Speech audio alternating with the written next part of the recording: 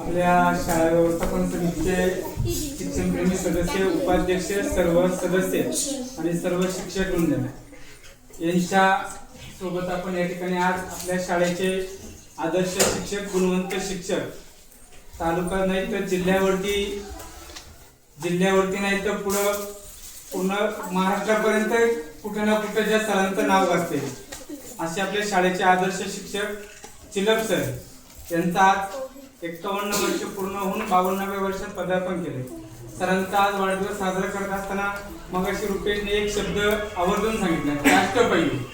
खऱ्या अर्थानं जर बोलायचं तर अष्टपैलू म्हटलं आपल्या या क्रीडा क्षेत्रामध्ये सर अष्टपैलू खेळाडू म्हणून युवराज सिंगचं नाव येतं. त्या युवराज सिंगचा देखील आज वाढदिवस आहे आणि खरं तर युवराज सिंग अष्टपैलू खेळाडू म्हणून पूर्ण महाराष्ट्रामध्ये नाही देशामध्ये नाव काढले. या अष्टपैलू खेळाडूंचा वाढदिवस आणि त्याचबरोबर चिलप सरांचा वाढदिवस. अजून एक सांगायचं म्हणलं तर देशाचे नेते आदरणीय शरदचंद्रजी पवार साहेबांचा देखील आज वाढदिवस आहे.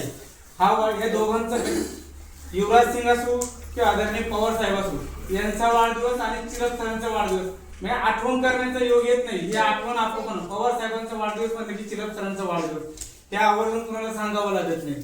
असं चिलप सरांचं भाग्य तसं म्हटलं तर चांगलं भाग्य आहे आणि ते चिलप सर गेले 7 ते 8 वर्ष ह्या पारुंडे शाळेमध्ये लाभलेत. खऱ्या अर्थानं मगाशी बऱ्याच जणांनी उल्लेख केला आपण की चिलप सर हे पारुंडेचे म्हटले तरी काय वावगं ठरणार नाही. कारण सकाळी 8:30 वाजता यायचं, संध्याकाळी 5च्या नंतर सर या ठिकाणी जाणार. सकाळी शनिवारची शाळा असते तरी सकाळी लोक झोपत असतात ते चिलप सर इथं असतात.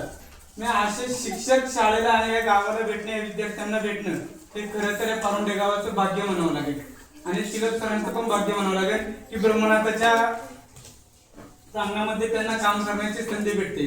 अजून देखील ते आहेतच.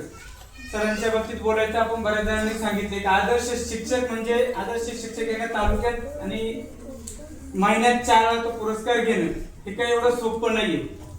त्यासाठी काम देखील तसंच करावं लागतं. सरांनी ह्या क्षेत्रामध्ये काम करण्यासाठी स्वतःचं आयुष्य अगदी झोपून दिलं तरी मन कुठेतरी जरा घाबरल्यासारखं वाटते.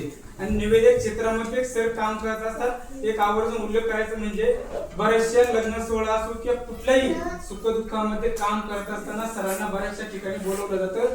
पण एक आवर्जून सांगायचं म्हणजे सर 1 रुपयाही न घेता आपलं अमूल्य वेळ त्या ठिकाणी देतात. ते वेळेचं भान ठेवत नाही किंवा काहीच नाही. का आपण आपलं जे जमतंय त्या ठिकाणी आपण कुठलाही गर्व न बाळगता आपण त्या माणसाच्या सेवेसाठी उभं राहिलं पाहिजे. हे सरांचं काम आहे. कुठल्याही असू द्या, कुणी असू द्या, सुख दुःखात असू द्या, प्रत्येक ठिकाणी सरांना सांगायचं सर तुम्ही बोला. आणि लग्न सोहळ्यात म्हटलं तर सर दिवसभर बोलावं लागते. सर शाळा सोडून जात नाही, पण ज्या वेळेस शनिवार रविवारची लग्न असेल सरांना आमंत्रित केलं तर सर त्या ठिकाणी जाणार, दिवसभर माईकवरती बोलणार, पण कुठलंही मानधन त्या ठिकाणी घेत नाही. सरांनी मागच्या वेळेस एका माझ्यापाशी उल्लेख करत आपल्याला जर कोणी पैसे दिलं ते पैसे घेऊन आपण शाळेसाठी ते पैसे जमा करणार आणि त्याची पावती सुद्धा त्या माणसाला देऊन टाकणार. पण त्याचा आपल्याला काय नाही. देवाने आपल्यासाठी दिले, आपल्याला शिक्षक बनवले. शिक्षक असताना आपल्याला जे नोकरीमध्ये काम करतो जो आपल्याला पगार देतो तो आपल्यासाठी भरपूर आहे. भरपूर मुलांसाठी, मुलांना एखादी वय नसते त्या मुलांना प्रत्येकाच्या स्वतःच्या खिशातून पैसे काढून त्या मुलांना वय देणे. आता माझं सलूनचं दुकान आहे. पोरांचे केस वाढले तर पालकांना न सांगता स्वतः केस कापायला तर दुकानामध्ये घेऊन येणार आणि तो पोरांचे केस कापणार, पैसे देणार. असं एक आदर्श आणि गुणवंत शिक्षक या शाळेला लाभले. ते आमच्या सारख्यांचं आणि पारुंडे गावाचं भाग्य समजावं लागेल की असे सर त्यात आम्हाला भेटलेत आणि त्याबरोबर तुमच्या दोघांची देखील साथ आहे. मी जास्त वेळ घेत नाही कारण सर्वांनाच काम आहे. सर तुम्हाला समस्त पारुंडे गावाच्या वतीनं, या विद्यार्थ्यांच्या वतीनं योगी अजयनाथजी महाराज तसंच शाळा व्यवस्थापन समिती अध्यक्ष, उपाध्यक्ष, शिक्षणप्रेमी सदस्य, सर्व सदस्य आणि खऱ्या अर्थानं या ठिकाणी आपल्या यशोमामी उभ्या राहिल्यात, आवर्जून या ठिकाणी उपस्थित राहिल्यात. त्यांच्या माध्यमातून तुम्ही आता तालुकाभर जाणारच आहेत. त्यांच्या वतीने देखील मी या ठिकाणी तुम्हाला मनापासूनच्या शुभेच्छा देतो.